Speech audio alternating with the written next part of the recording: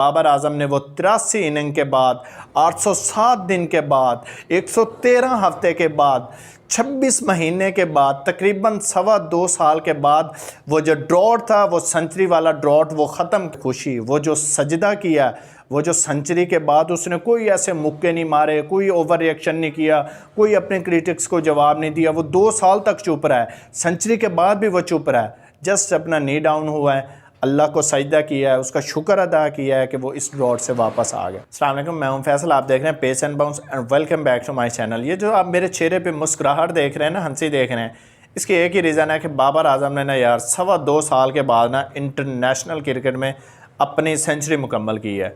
807 दिन, 113 हफ्ते, उसके बाद बाबर आजम ने 83 इनिंग्स ली और 84वीं में जाके अपनी इंटरनेशनल क्रिकेट में सेंचुरी की है।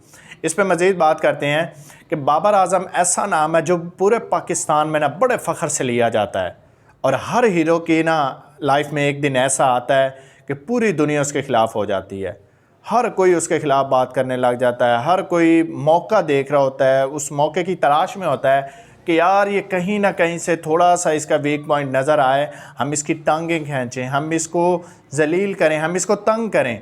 और ऐसा ही हुआ। बाबर को नहीं पता था कि उनके साथ ऐसा होने वाला है जब उन्होंने 30 अगस्त 2023 को एशिया कप में पाकिस्तान में नेपाल के ख़िलाफ़ सेंचुरी की थी। उसके बाद उनको ये नहीं पता था कि अगले 2 साल, आने वाले अगले 2 साल मेरी ज़िंदगी के मुश्किल तरीन दिन होंगे। लोग मेरा नाम तक भूल जाएंगे, लोग मुझे जलील करेंगे, बदनाम करेंगे, मुझे गालियाँ देंगे। उनको ऐसा कुछ भी नहीं पता था, लेकिन सब ने ऐसा किया। जो उसके ख़िलाफ़ थे, जिन्होंने क्रिटिसाइज़ करना था, उनको मौका मिल गया। वो बार बार बाबर पे बात करते, इवन बाबर बीच में स्कोर करते रहे हैं, लेकिन हर किसी को बाबर ने एक गंदी आदत डाल दी थी, वो थी कि वो हर दूसरे तीसरे मैच में ना सेंचुरी करते थे। और यही वजह कि बाबर आजम ने पाकिस्तान की ओडीआई हिस्ट्री में सबसे ज़्यादा सेंचुरियाँ स्कोर करने वाले सईद अनवर का रिकॉर्ड बराबर कर दिया। सईद अनवर ने 20 सेंचुरियां बनाई हैं, जो कि पाकिस्तान में सबसे ज़्यादा हैं, लेकिन उसके लिए उन्होंने 244 इनिंग्स ली थी सईद अनवर ने, और उसी रिकॉर्ड को बाबर आजम ने बराबर किया कि महज 136 इनिंग्स लेके 20 सेंचुरियां कर दी। और सोचें, ये बंदा पिछले 2.25 साल से आउट ऑफ फॉर्म था, जिसकी कोई सेंचुरी नहीं आ रही थी, जिसने 105-6 इनिंग्स में 19 सेंचुरियां कर ली थी, और अगली 30-31 इनिंग्स लगी इसको 20वीं सेंचुरी करने के लिए। सोचिए, अगर ये बंदा आउट ऑफ फॉर्म ना होता तो अब तक ये 25 से 30 सेंचुरियां बना चुका होता वनडे क्रिकेट में, और सईद अनवर को बहुत पीछे छोड़ चुका होता इनिंग्स के हिसाब से। One of the greatest batsman Saeed Anwar Pakistan के लिए था, लेकिन बाबर आजम ने इनिंग के हिसाब से उसको भी छोड़ दिया। तो बाबर आजम इस मुल्क के लिए, इस पाकिस्तान क्रिकेट के लिए किंग था, किंग है और किंग रहेगा। मज़ीद बात करते हैं कि 31वीं सेंचुरी के बाद वो जो लंबी अंधेरी रात शुरू हुई ना 30 अगस्त 2023 के बाद, तमाशाई जो थे ना, वो हर मैच में ना ग्राउंड में आते थे, यही उम्मीद लगा के बाबर आजम से कि यार अब सेंचुरी करेगा बाबर, अब सेंचुरी करेगा, इस मैच में सेंचुरी करेगा। लेकिन बार बार मायूस होके चले जाते, दिल टूट जाता उनका। वो इतने अरमान लेके आते थे, इतना पैसा इन्वेस्ट करके आते थे, इतने दूर से आते थे, सिर्फ यही देखने के लिए कि हमारी आंखों के सामने बाबर आजम अपना वो जो ड्रॉट है सेंचुरी वाला वो ख़त्म करे, जो 83 इनिंग्स हो चुकी हैं वो ख़त्म करे। लेकिन फ़ैन मायूस होकर चले जाते, बाबर के नाम से ही स्टेडियम भरे जाते थे, लेकिन जैसे ही बाबर आउट होते सारे के सारे स्टेडियम खाली हो जाते, सारे लोग चले जाते, क्योंकि वो सिर्फ बाबर को देखने आते थे। और इस खुशी में, बाबर के क्रीज़ पे आने की खुशी में, वो ये भूल जाते थे कि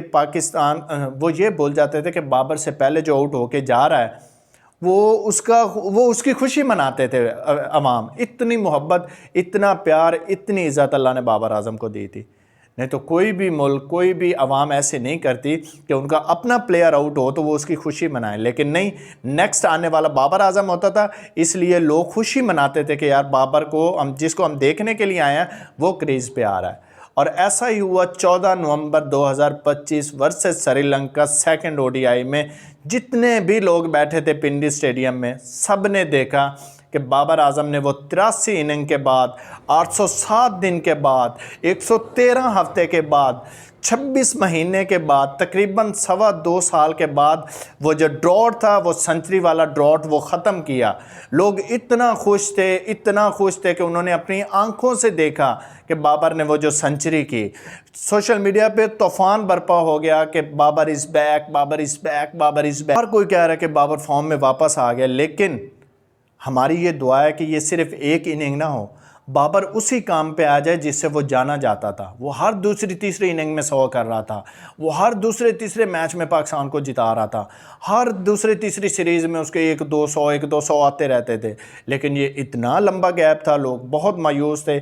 इसीलिए हर कोई कह रहा था बाबर का प्राइम ख़त्म हो गया, बाबर ख़त्म हो गया, बाबर कुछ भी नहीं रहा, बाबर फिनिश हो गया, बाबर को निकाल दो, बाबर को दफ़ा करो।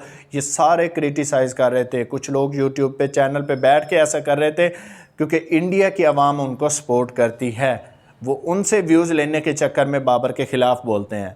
बहुत सारे ऐसे यूट्यूब चैनल्स हैं, इवन के बहुत सारे ऐसे क्रिकेटर हैं, साबिक क्रिकेटर हैं जो बाबर पे तनकीद करते हैं। सिर्फ उसकी प्राइम नहीं देखी जाती, ये जो उसकी फ़ैन फॉलोइंग है वो नहीं देखी जाती, ये सिर्फ जेलसी है। ये जेलसी में आके ऐसा करता है कि हमें ऐसा नहीं मिला, हमारे साथ ऐसा नहीं हुआ, बाबर को इतनी इज्जत क्यों मिल रही है। ये सब कुछ एक जेलसी में किया जा रहा है। लेकिन बाबर ने वो करके दिखाया। बाबर ने कहा कि मैं ही किंग हूँ पाकिस्तान का। दुनिया में बहुत सारे क्रिकेटर मुझे किंग कहते हैं, वो इसी वजह से कहते हैं क्योंकि मैंने पाकिस्तान का, मैं सबसे बेस्ट बैट्समैन हूँ, पाकिस्तान का सबसे बेहतरीन बल्लेबाज हूँ जो पाकिस्तान ने प्रोड्यूस किया है, और इसमें कोई शक नहीं है।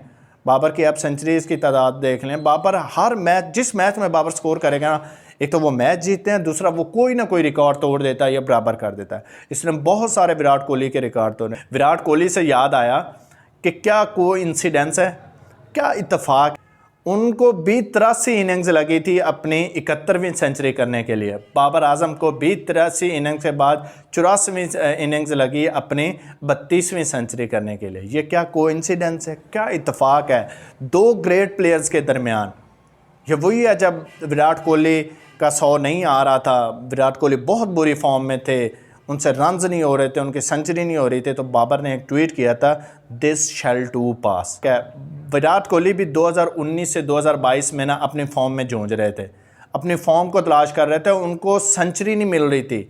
विराट कोहली भी इसी तरह बाबर आजम की तरह हर दूसरे मैच में उठ के सेंचुरी कर देते थे, 100 के उठते सेंचुरी कर देते। इतनी सेंचुरी होने की 70 सेंचुरियों के बाद उनका ब्रेक लगा 3 साल के लिए, के बाद ही विराट कोहली की सेंचुरी आ गई इत्तेफाक से, और वो भी 83 इनिंग्स खेलने के बाद 84 में आई। पाकिस्तान के बाबर आजम की भी 83 इनिंग खेलने के बाद 84 में आई, जिसमें T20 की इनिंग्स हैं, टेस्ट की इनिंग्स हैं, वनडेज़ की इनिंग है। और ये फाइनली ये ड्रॉट ख़त्म हुआ। पाकिस्तान में खुशी की लहर है। इवन कि हमने कोई वर्ल्ड कप नहीं जीता, जस्ट एक सीरीज़ जीती है, एक वनडे मैच जीता है, और इसकी खुशी इसलिए इतनी है क्योंकि बाबर फॉर्म में वापस आ गया है। जिस चीज़ के लिए वो जाना जाता था उसमें वो वापस आ गया।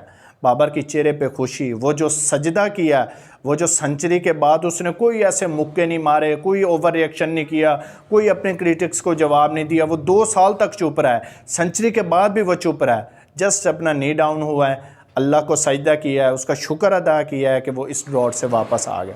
बहुत सारे लोगों ने इस मुश्किल वक्त में उसका साथ दिया है, बहुत सारे लोग उसके साथ खड़े थे, उनका सबको उसने शुक्रिया अदा किया। जो इवन क्रिटिक्स थे उनको भी उसने कुछ नहीं कहा, सबको जवाब दे दिया अपने बल्ले से। और दुआ है कि ये ऐसे ही कंटिन्यू रहे, मज़ीद सेंचुरियाँ हैं, बाबर मज़ीद